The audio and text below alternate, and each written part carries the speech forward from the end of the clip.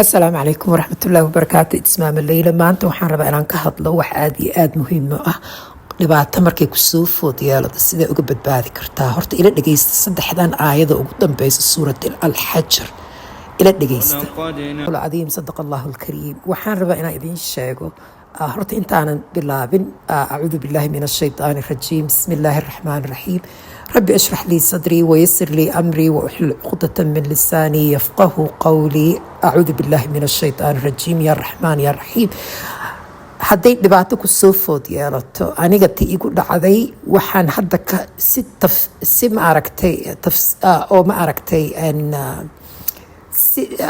si tafsiil ah kelmadda maxay tahay idinma sharxaya waxa igu dhacay hadda waan ka hadli doonaa laakiin waxaa la geliyay microchip. markii microchip qofka asoo loo sheegay la geliyana qofkaas wuxuu ku halis yahay in lagu xadgudbo. exactly aniga waa laygu xadgudbay, waa lay torture gareeyay. dowladda Mareykanka qaasatan kuwan Sahyuunika Zionistska ma aragta ayaa ka dambeeyay. aniga waxaan ahay ilaahay wuxuu isiiyay mawhibo aan ku dareemo yaal waxaan leeyahay qaas ii ah. dadka inta badan waxaan marka laga hadlo ma fahmi karaan, dad yar unbaa fahmi karo. horta alxamdulilah soomaalideena waxaad u malaysaa baryahan dambe inay maskaxda ilaahay u soo furaayo because waxaa nagu soo food leh dhibaato aad u weyn in dadka soomaalida in loo geystaa la rabaa. marka aniga waxaan ku dhashay xamar, inkastoo familigayga ay kasoo jeedaan Hargeysa Somaliland, laakiin xamar baan ku dhashay. hooyana waa reer xamarka cadcadka maaha, waa Soomaali hooyo laakiin reer Muqdisho ah.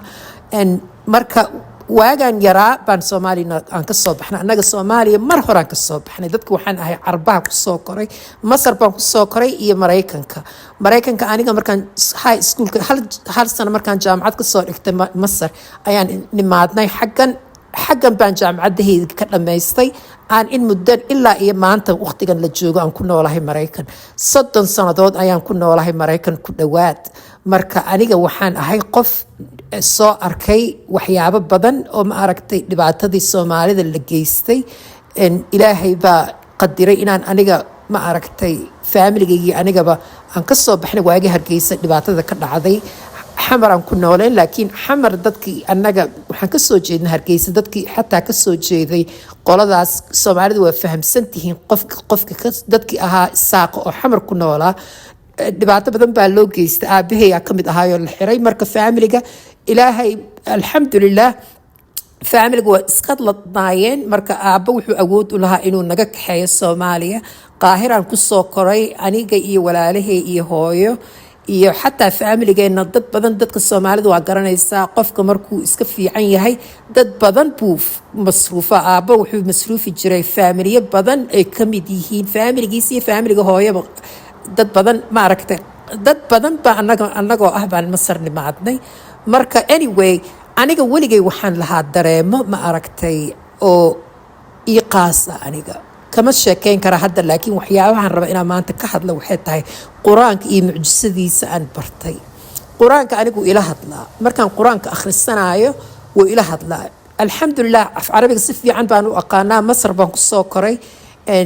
waa aabii hooyo ilaahay khayr ha siiyo. aabba wuxuu dhintay sanadkii aniga microchipka ay geliyeen 2016 sanadkaasuu aabba dhintay, Allah u naxariistay. marka aniga quraanku ila hadlaa beena kuma sheegaayo. diinta waxaan ku soo laabtay kamaan bixin astaghfirullah alcadiim, laakiin xataa salaada in muddo aanoo tukanaynin oo ma aragtay ilaahay ku macsiyo weynna kumaan jirin. salaad baan tukan jirin sida runta ah, laakiin aniga niyadda iyo dhuuxa weligay muslim baan ka ahaa because waxaan ka imaaday guri qaasatan hooyo dhanka diinta aad maasha Allah ku ah.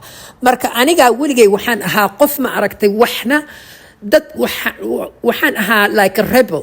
qofka ma aragtay jecleen in wax indoctrination lagu sameeyo. aniga waxaan ahaa independent thinker weligayba.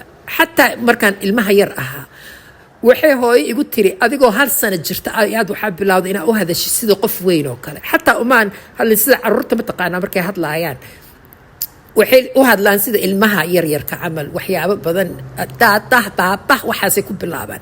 aniga waxay tiri hooyo waxaad u hadashay si straight ah, si ma aragtay ee xitaa ka yaabeen saan wax walba u pronounce garayn jiray sidaan ugu dhawaaqi jiray kelmadaha qof hal sano jira oo sidaas u hadlay marka waxaan ka wadaa waxaan idinku sheegaayo ma aha aniga inaan ka fiicanahay bini aadanka kale laakiin ilaahay mawhibuhu siiyey ayaan dareemay markii dhibaatadan microchipka la geliyay waxaan kaloo ogaaday Soomaalideenna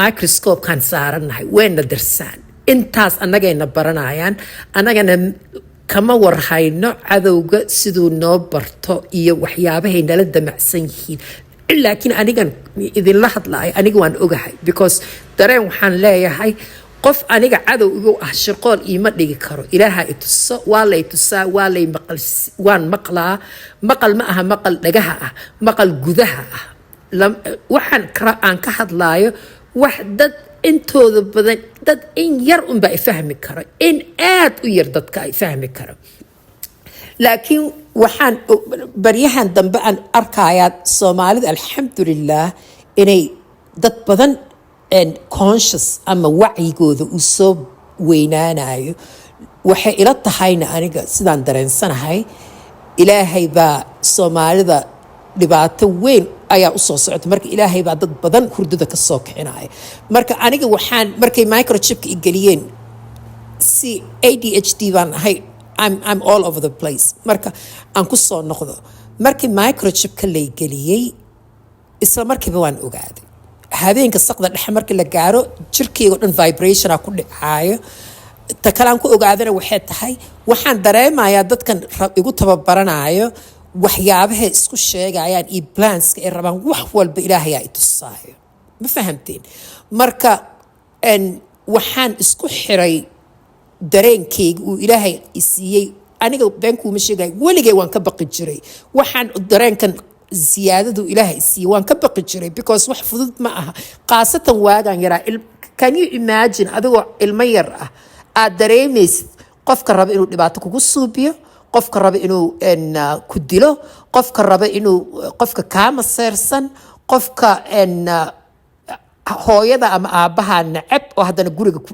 joogo wax walba ilaahay baa i tusi jiray anoo ilmo yar ah anigana aad baan dadka u jeclaa waagaan yaraa aad iyo aad baan dadka u jeclaa jaceelkaygana ma aha jaceyl caadi ah jaceelkayga waa jaceyl extreme ah aniga markaan idin leeyahay jaceyl ma aha jaceelkan ma aragtay sida dadka bini aadamka u fahamsan yihiin waa jaceyl waa wax rabbaani ah waa wax ilaahay dhankiisa ka yimaado waa jaceyl qalbigaaga iyo dhuuxaaga iyo lafahaaga iyo dareenkaaga ku jiro jaceylkaas xitaa ma aha jaceyl oo ma aragtay dadka bini aadamka kaliya jeclaanaysid waa jaceyl wax waliba aad jeclaanaysid marka waagan yaraa jaceelkaygaas extreme-ka ah dad badanna way igu jeclaayeen dad badanna way iga baqi jireen especially dadkan ma aragtay fahamsan cilmigan ruuxaaniyadda ah waxay og yihiin inaan ogahay waxay ku fikirayaan marka qaybta labaad dhageysta insha Allah. Assalaamu calaykum.